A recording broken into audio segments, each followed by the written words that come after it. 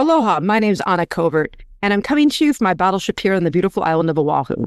This week on the Covert Code, the topic is why pricing is the most powerful growth strategy. And my very special guest is Per Sjöfors, who's founder of Sjöfors Partners. He's known as the Price Whisperer and has a best-selling book out, The Price Whisperer, A Holistic Approach to Pricing Power. He is a Forbes Business Council thought leader. He's a member of the C-Suite Hero Club. He's also been recognized by Inc. magazine as a top 10 most visionary leaders of our time and by Thinkers 360 as a top 50 global thought leader in sales. So he knows his stuff. And today we'll be uncovering why pricing is one of the most underlooked or overlooked and most powerful growth strategies in business. Tack så mycket, which is thank you in Swedish to Per for being my guest today. Yeah, thank you, Anna. It's a pleasure to be on the show, and it's a little unusual to that we both have this Swedish heritage, right? So, so we'll jump right anyway, into. So Per, tell me the Cliff Notes version. You have a very interesting story. Tell me, how did you? What's your background? How did you get to the point where you are right now? So the story is, and specifically why I got into pricing was that I had the opportunity to run a couple of companies in Europe, one in Switzerland and one out of the UK. That was before I came here to the US, and I came here to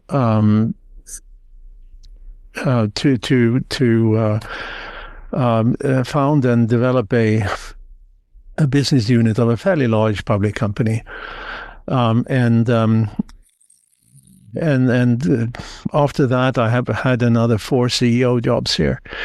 And in all of these instances, we did experiments with pricing, only because it was an interest area for me. And in some of these experiments we did was very successful, meaning that next quarter revenues are up like 25-30%. Others were complete disasters. And what I'd learned about pricing in business school was, first of all, it was very little. And secondly, it was too academic and too theoretical and nothing that you could actually use practically as a business leader. So when I decided to set out on my own, I took that interest in pricing and thought to myself, what would I have needed as the CEO of all these companies I mentioned to make pricing the engine for growth in my companies? And what was I missing? Why couldn't we figure out why some of those experiments worked and others didn't?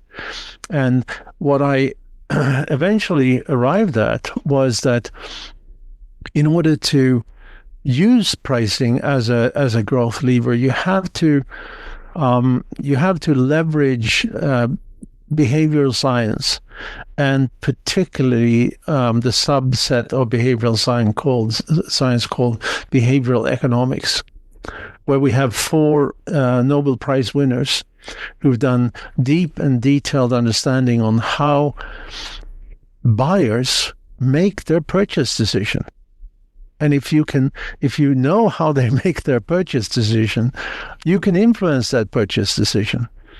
And when you influence the purchase decisions in the right way, again, using behavioral science, you can increase your sales volume, you can increase your prices, and you can increase customer satisfaction all at the same time. And that is the paradox of price. And most companies don't. Most companies says my cost is X, and in my industry, our profit margin should be Y, so that is my price. Or they look at a competitor who did the same thing. Right. We see that all the time, like the Coke and Pepsi classic example from business school, right? Like when every other week, one's on sale. Yeah, right? exactly. It just brings the whole industry down. definitely, and it's also very interesting that if you look at for an average company, and of course no company is average, but for an average company, a 1% increase in price leads to an 11.3% increase in profit margin. Wow. Yeah. And so I'm doing something sort of jokingly that I call the 1% challenge. And I'm asking the CEOs that I'm talking with, say, have you ever failed to change something 1%? Wow. That seems so nominal. Like that. That's right. Yeah. That's right. Now, and in fact, this is for an average company, but to entertain myself, what I did was that I went online, I picked 4 fairly small public companies, just so that I have their financials, and I did that 1% calculation for those 4 companies, and what I found was that out of these 4, if they could increase price 1%, one of them would see a 5% increase in profitability, one a 16%, and 21% increase in profitability. And that all is based off the average cost of this product to the consumer, the sales price? Are we talking about big ticket items? It's based on the EBITDA, the resulting margin of the company. Yeah, and but it's a lever that companies don't understand, and they don't understand that, I'd say, the paradox of price, that we as humans, we are imperfect, we are malleable, and if you know how to influence that purchase decision, you can gain all the things I said: higher prices, higher sales volume, and higher customer satisfaction, all at the same time. Wow. So let's dive in. So what is one of these principles, behavioral science principles, that we can talk about? Well, you can say one of the most let me talk about 2 of the more important ones. One is that there is something called expectation bias.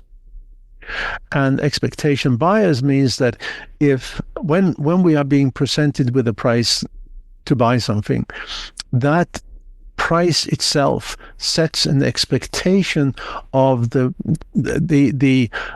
quality and benefit of the product or service you're about to buy.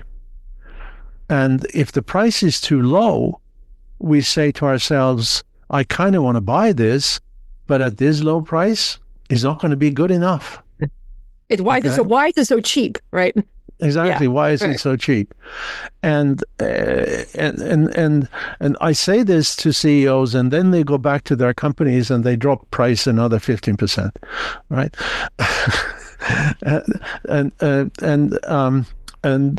So expectation bias. One side of expectation bias says that if the price is too low, we think it's not any good. Right. If the price, on the other hand, is high, we think it is good. Yes. And in fact, what they did a couple of years ago in one of the universities in Chicago, they put people in functional MRI machines, and they gave them wine, and they gave them 2 kinds of wine, a whopping $6 bottle of wine and $100 bottle of wine, or sips of. And when they gave them the cheap wine and said it was expensive, they could see how the pleasure centers in the brain lit up. If they gave the cheap wine and said it was cheap, no pleasure centers lit up. Yeah. And of course with the expensive wine, it was the opposite, right? So, or the same thing really. If they said the cheap wine, the expensive wine was cheap, no pleasure. If they said it was expensive, lots of pleasure. So these are real emotions, and we have to realize that all our purchase decisions are emotional. Yes. and but then because we are supposed to be rational beings, we use our prefrontal cortex and we add rationality to our emotional decision that is made by the limbic system. And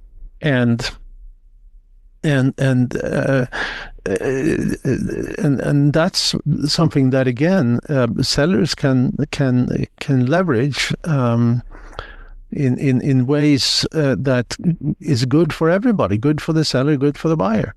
It reminds me of another one of my favorite behavioral science strategies of the magnetic middle, right? Like if you kind of like the loss leader approach, like, if someone, if you have three, a little higher, a little lower, and then the middle where you kind of want them to go, most people will kind of gravitate toward that, not the most expensive, not the cheapest, that magnetic middle.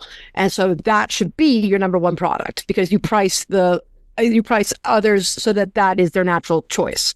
Yeah, but right? I can tell you more about that. Yes, right? Tell us more.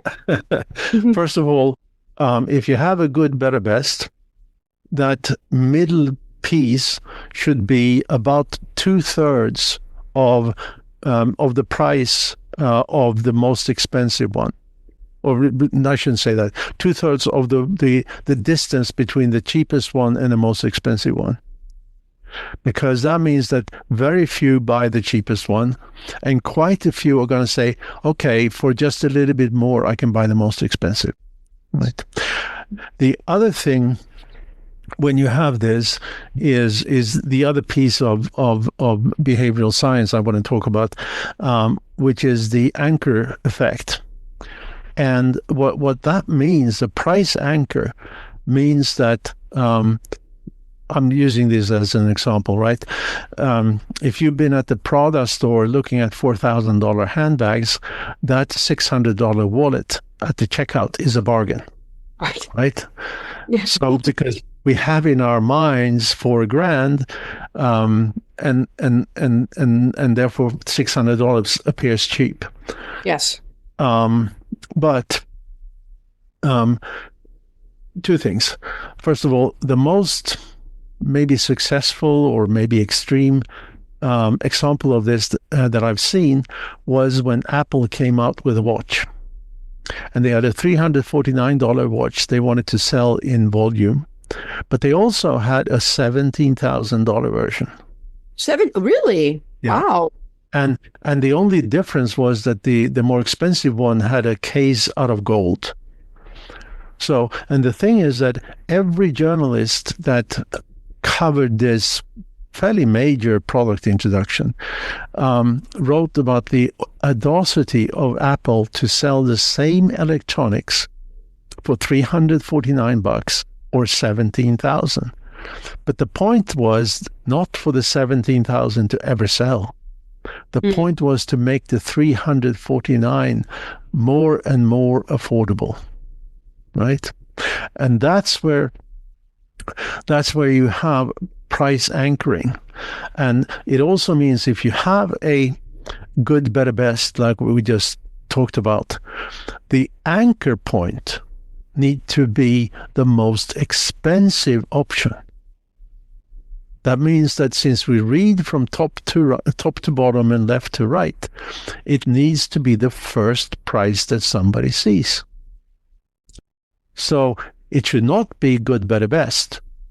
It should be best, good, better. Okay? And you can see that on some website, very few, but some website knows this. For example, something I use in my presentations. You go to MailChimp, you can buy a service for about $299 or $300, and then the next step down is $15. How many people buy the $300? I don't know, but I don't think it's many. And it's not there to be sold. It is there to drive massive sales of what they charge $15 for. Interesting. That's a good tip. It's and this goes for everything. It goes for if you're selling something business to business with proposals, you should also have a good, better, best. And that should also be presented in the reverse order so that the most expensive option is the first price potential customer sees. Or likewise, if you have a restaurant, up in the left top corner, you want to have some god-awful expensive special, because then everything else on the menu will appear more affordable. And right? You pick the left corner because it's the first thing that they see. That's right. When we do advertising, we want to put our ad on the right side so that people, well, at least in America, or when you're reading from left to right. Yeah. Well, I say, yeah. It has to be the first thing they see. And obviously, if it's a consumer, or like I said, a restaurant menu, you want to have like make sure that the eyes are being drawn to that most. That is interesting. I now notice that's the prefix in really nice restaurants. The prefix menu, which is always the most expensive, is usually the first thing, and then the a la carte, right? Okay. Is later, right? That they want you could buy if you're not going to pick one of these expensive options. Yeah, exactly. Yeah. And the another thing that lots of people make. I mean, we talk about presenting a price here.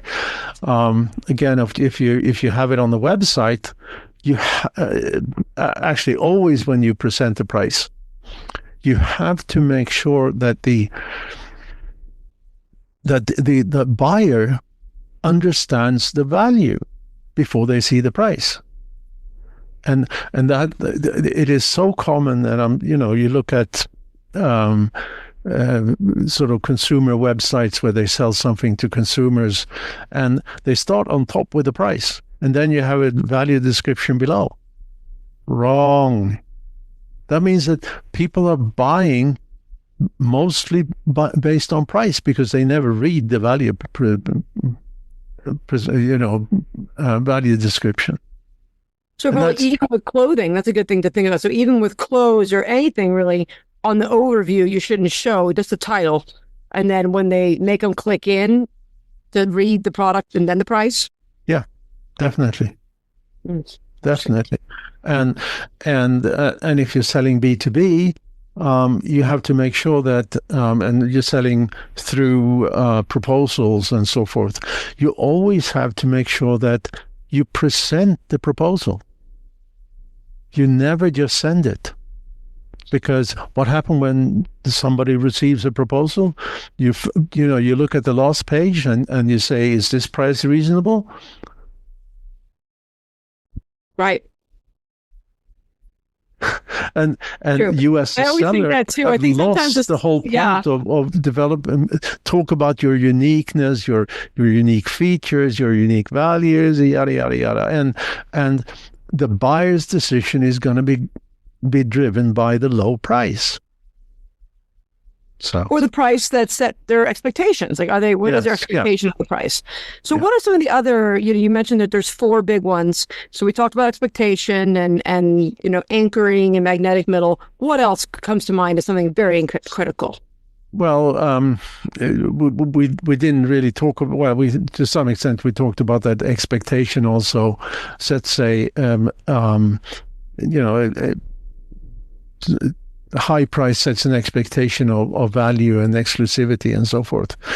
And for those that are listening and are more technically inclined, I've been dabbling in the high-end audio industry, and these guys are basically nuts, both the buyers and the sellers. For example, you can have a little USB cable that you can buy from Amazon for $5 or thereabouts. But you can also buy an audiophile grade cable for $3,000. And technically, there is 0 chance that there would be any difference because it's a digital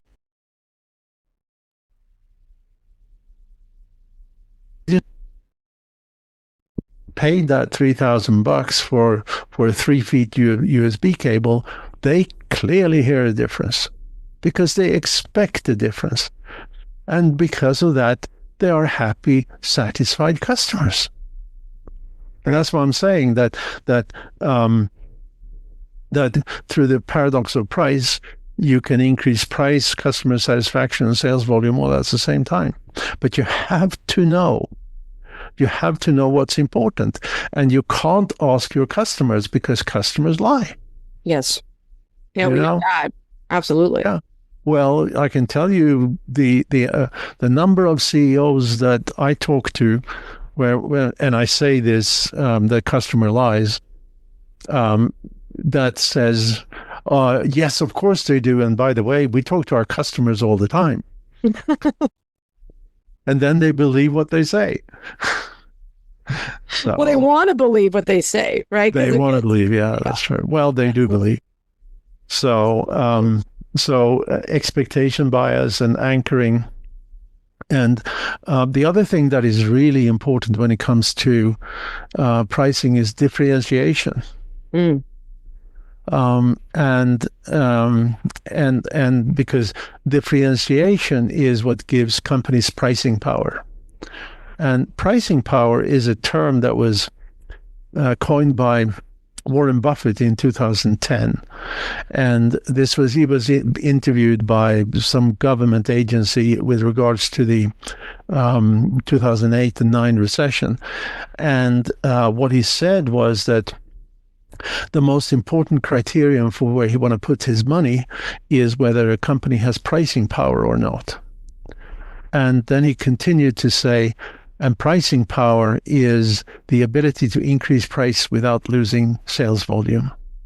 Right, it's like that in the elasticity of demand, if we want to get into economics. Yeah, but that's technical. I have things to say about that as well, because there's if you ever learned, and if the audience ever learned about these straight line demand curves that they talk about in economics class, forget them, because they are completely untrue. They have nothing to do with reality. First of all, we just said that if the price is too low, sales volume goes down because it sets an expectation of inferior quality or benefit of some kind.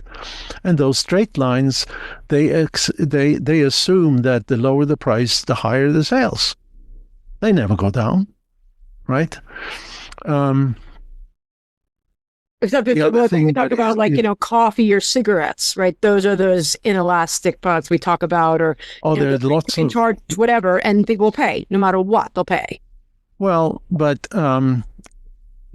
maybe not no matter what. Look at so it's the important is to understand. We can talk about the demand curve, but first of all, demand curves are elasticity is different at different price points, right? The straight line doesn't concern with that. There are psychological price points where small price changes makes for significant changes in volume. In between those price points, demand is typically flat. So if you go from, they're called price walls, these psychological price points. And typically when you go from one price wall to a next price wall, demand doesn't change. So say that you have a price wall at $100 and you have a next price wall at 150. You want to price as close to that 150 as you can. It's kind of like the small farmer idea, right? That they put these price floors on that what we would buy them for and what it could be sold for. But we know that didn't really work out, and people just differentiated into organics so that they could get out of that cap. But let me tell you about, this is, we did some work for a coffee chain that was doing takeaway coffee. And this was actually in Sweden. They were promoting their organic coffee. That was their big thing, organic coffee and sustainably, what do you call it, grown and all of that stuff. We found that a marketing message of this coffee tastes better than the coffee I'm making at home drove a doubling of sales volume. So by changing the marketing message away from what they thought was based on their gut feel to actually a measurement of what drives willingness to buy and willingness to pay, that size of that chain doubled. Wow. Yeah, Right? because then maybe conceptually people think, oh, if it's grown organically, it might not taste very good. It tastes like cardboard. I mean, there's all different reasons, but coming up with a message that is, first of all, from the chain's point of view, coffee chain's point of view, this was completely counterintuitive. Mm-hmm. From a consumer's point of view, they were focusing on takeaway coffee, but from a consumer's point of view,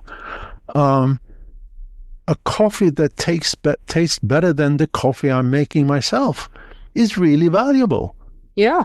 At the point where I want coffee, I don't care whether it's organic or not, or most people don't care. I do care that it tastes better than the coffee I could make myself. Yes. Right? But that can be measured. And it's not testing, it is measurement. And you measure that in willingness to pay surveys that are online surveys that can accurately measure what people are willing to pay, what drives them to pay more, what drives them to be more satisfied, and so forth. So back to the idea of the pricing power.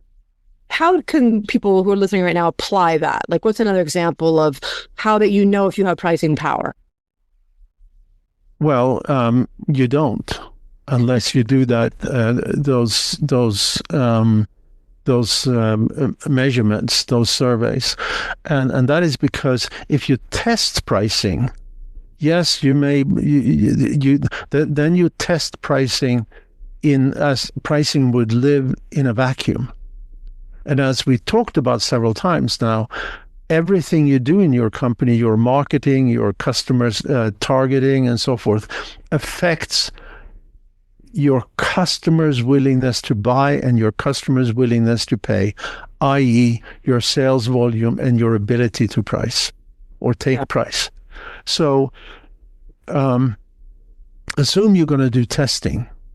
So you're going to test 6 different price points, 3 different marketing channels, 6 different marketing messages, maybe 6 different or 3 different variants of the product, 3 or 4 different ways of paying for the product or service,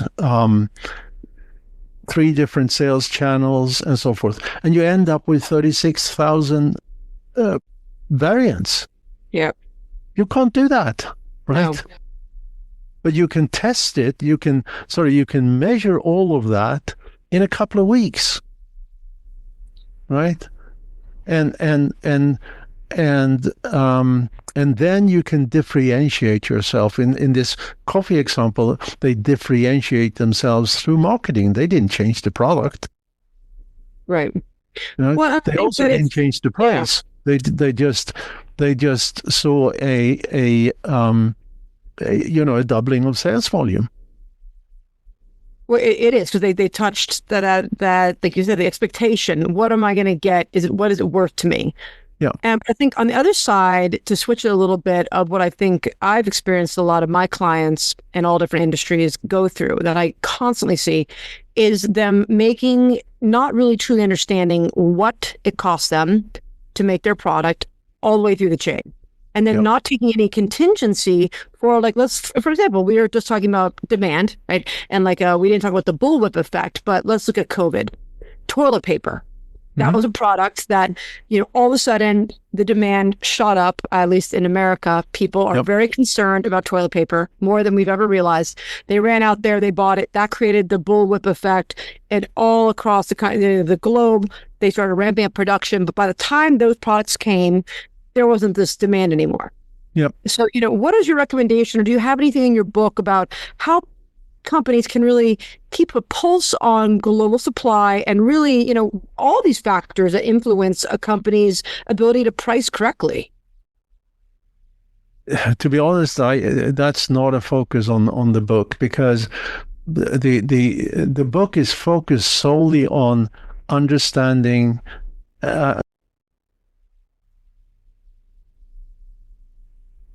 and what people are and how to influence their willingness to pay and influence the willingness to buy. I mean, we're living in a world today which is, I mean, we have tariffs going up and down, and we have maybe oil problems or oil shortages or not oil shortages. I don't know. There's risk for a recession. Some people say there's risk for a stock market crash. Some people say. So it's a very turbulent Volatile. times. Yes. Yeah. And when in turbulent times, people don't stop buying, but their decision takes longer time. Okay, and so how can companies then affect that long decision time? Well, it is all about reducing sales friction. Because it's sales friction, fear. Again, according to behavioral economics, our fear of making the wrong purchase decision is 2.25 times more influential on that decision than our expected benefit. Right. Right. So that loss aversion strategy, they call it. Absolutely. Right? So companies need to think about, in these turbulence times, how can they limit that risk or perception of risk? And it's, of course, it's better warranties, it's try before you buy, it's pay over time, it is maybe better customer service, guaranteed, yes. Yeah, guarantees and free trials and all of these things that not everybody does. Right. Exactly, and they do the exact opposite now. I mean, they make it impossible to return something. Some places, or what I found out about you, Per, but everything now has a subscribe and save feature. Yes. And and it seems great. And I get it, but then they make it so hard to cancel, and I think that's a big mistake for me. Because if I could just go in and, I mean, I might just want to pause it for the moment or cancel it now so I don't get charged, and I don't want to think about it. But by making it so difficult, it makes you not want to purchase it again. Yeah, exactly. Yeah. Exactly, and but the reason why more and more companies goes to subscription, even for stuff that shouldn't really be a subscription thing, is because it affects shareholder value. ARR is something that drives shareholder value, and again, certain investors in general love subscription-based businesses because revenues are predictable. Right. Yeah. Makes sense. And it's good. I mean, it's good for the company too because revenues are predictable. Well, it's good for the customer. I mean, there's a lot of times I really like it. I like doing it through Amazon because I can control it easily. And I love companies that make it easy that I can control because I want the discount. I want all those things. But one month I might be going to Sweden or whatever, and I don't want to get more and have it be wasted. And just the more steps to have to cancel or just make it, especially in marketing, I'm a big proponent of privacy and protection, like they have in Europe, that it should be just as easy for me to withdraw my interest in your company as it was to give it. And if I don't want to be texted, I don't want to be emailed, I don't want to be called, and I want to change my preferences, then that's my right. Don't make it hard for me. But Amazon, for all its faults, the one thing they do is they do put the customer in focus. Yeah. And they really try to make it as easy as possible to buy and to return and to cancel that subscription. It's not difficult. Yeah. And it's a insane customer focus that has made Amazon what Amazon is, because they weren't even the first, right? Right. And now they obviously dominate online sales. So my next question has to be related. So let's talk about the illusion of Amazon Prime Day. Mm-hmm. I mean, as holidays come, what are your thoughts on discounting? Because I think a lot of people get into the trouble of not understanding the power of discounts and training, in my case, training the customer to value your product less by waiting for a discount, right? That happens a lot online, where every single week there's an offer, and now, well, I'm not going to buy it at full value because you've now told me that I can wait. Right. Yes. Versus a Prime Day kind of where we both know that they actually increase the price so that they can, but it feels like it's a discount because if you're in this little bubble, but really there's a whole orchestration happening behind the scenes. What are your thoughts on discounting and when to use it, when not to use it? Well, it's funny again. If I go back to these CEO presentations I do all the time, I tell people that. Did you know that a couple of weeks prior to Black Friday, all prices goes up? Yeah. So that all prices then can go down on Black Friday. Yeah. And what I'm getting is a lot of surprised faces saying, "Really?" Yeah. But we talked about the one. We started to talk about the 1% price increase. Yeah. Okay, so if we then look at this, I have two things to say on, maybe three things to say on discounting. If a 1% increase in price can lead to such a increase in profitability as we mentioned, let's say that you discount 5%. For an average company, that means that 57% of profits are gone. Oh. Okay.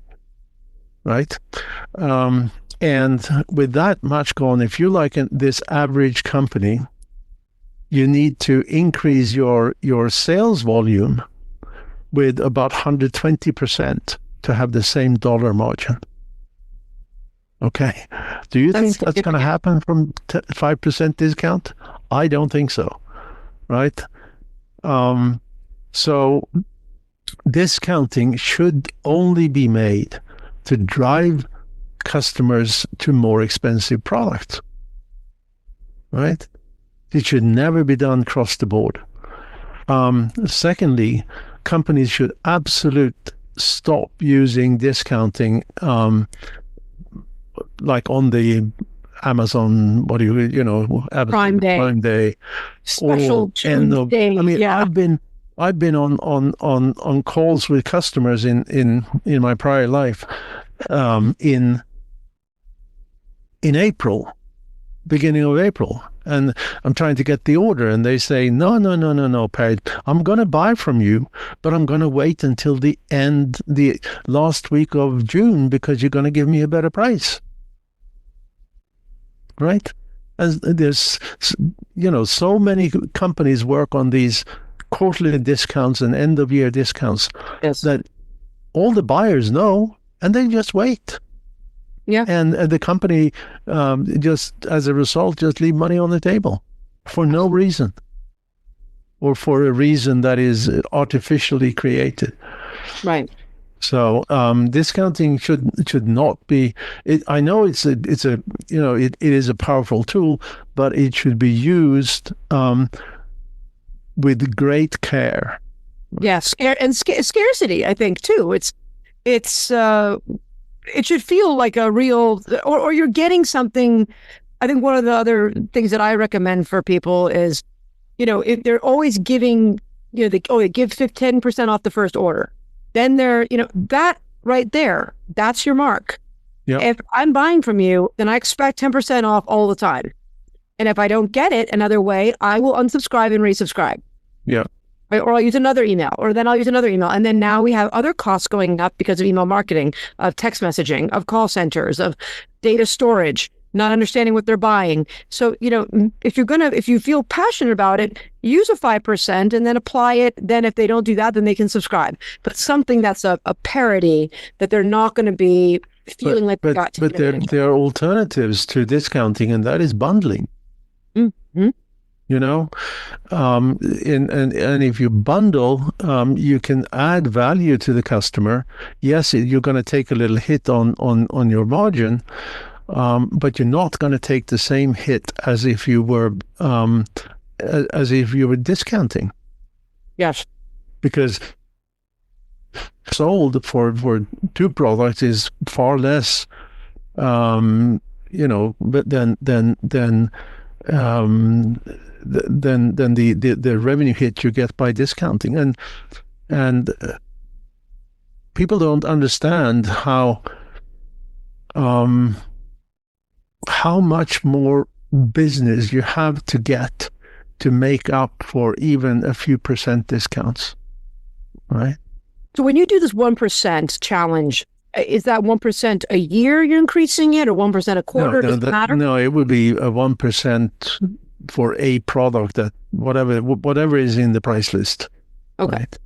And they do that every year, or just? The 1% challenge is something I'm saying just to get people to wake up to say, this is, if 1% makes such a difference on my profitability for my average company, why don't I increase prices by 3% or 5%? Right. Right. Yeah. Well, it makes me think about when I went to business school, one of the case studies that I never forgot about was talking about the equation of kind of behind couponing, right? That there was real math there. I think a lot of people don't realize that if, let's say I have 1 million bags of chips in my warehouse, and I want to get rid of them, and I know what I paid for them, and I know what my margin is, and I say, okay, you know what? I'm going to do a discount on them. I'm going to have a coupon, buy one, get one, and I distribute that out in magazines. Well, that only works, and maybe I'll be profitable until there's no more product in my warehouse, right? And then I got to get more product, and now every single thing that I sell, because I got coupons out in the market, and they're going to be redeemed, I'm starting to bleed money. Yeah. And that this is something that no one talks about still.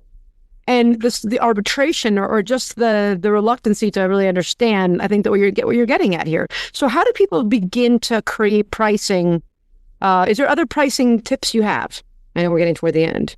Oh, other pricing tips. I mean, there are lots in my book, right? Yeah. But fundamentally, it is. We talked a little bit about differentiation, and it is that differentiation that gives people pricing power. And differentiation can often be, you add, if you're selling something commodity or commodity like, differentiation, if it's a product, you can add services to it. If it's a service, you can add products. Right, and one of the examples I'm using in my presentation is a company called Hilti. They sell, or they make professional hand tools, and Hilti is based in Liechtenstein. So a little, for the benefit of the a little country between Switzerland and Austria, the size of Disney World, roughly. And that is not a low-cost country to do business with, I can tell you. And what they do in their hand tools, the hand tools are very good, but they have a plethora of services that are available to their buyers. Right, so their fleet services, their calibration services, their certification there's all sorts of services to justify their high prices, as opposed to go and buy some Chinese hand tools that may or may not be as good, but have nothing, not even customer support, right? Or customer support that may be subpar. So they differentiate themselves by quality and by having services that their competitors doesn't have, right? And it's that understanding those meaningful differentiators is so important, because it could be anything, we did some work for a company who sells truck tires. Truck tires is pretty commodity, right? But what they had, they had, this is a chain, a fairly large chain, and they had these service cars that was going up and down the freeway. So if a trucker had a problem with a tire, or a flat tire, or whatever can go wrong with a tire, there would be a service car there in, within 15 minutes or so. And that was that's a great service. And they, of course, made money on the service, right? But it differentiates their company. Or another example is this company who sells, they rent out these steel plates that you run over when there's a trench in the street. They differentiate themselves by having two men in the delivery truck, right? One that drove the truck, the other outside the truck to tell the driver where to actually physically deliver these plates. I mean, can you imagine something more commoditized than a steel plate, right? And whereas their competitors just had one guy on the truck and they just delivered the plates wherever they felt was the right place, as opposed to having somebody actually directing the driver on where to deliver the plates. And they're heavy, so it could be a nuisance exactly, to try to move them, right? If they're in the wrong spot, And this company also has, they do safety training for those who dig trenches. So they position themselves as the thought leader. And the company has 65-70% market share in their market at 25% higher prices. But yeah, I mean, it makes sense. Yeah. So differentiation is always very, very important. So it's really interesting. So where can people find your book? Well, because I got this weird Swedish name, the best way is to Google The Price Whisperer, right? And you should get about 10 million hits or so. I write a lot. I have a not very active YouTube channel and so forth. And it's a I don't know if I showed you this, but I have a little book, and we're going to do a book swap, I guess. Yeah, we're going to do a book swap. So I'll send you mine and you'll send me yours. Absolutely. So I can't wait to read it. I love talking about prices, of course. Yeah. Well, I can tell you that you with your marketing background, you understand this better than most. Well, thank you. Tack så mycket. Yeah.